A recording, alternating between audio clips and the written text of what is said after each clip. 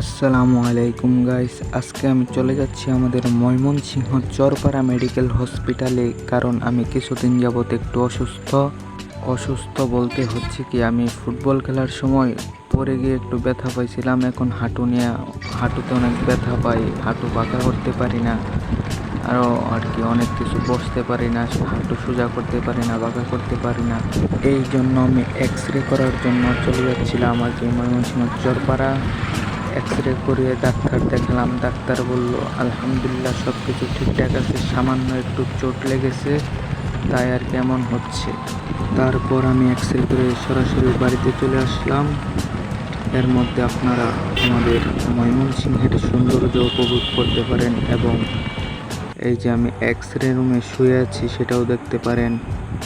X ray room ভিতরে কেমন হয় আপনাদেরকে একটু দেখানোর চেষ্টা করলাম আমি এক্স রে রুম ভিতরে কেমন হয়, কিন্তু আমি ভিডিওটি ভালো করে করতে পারিনি।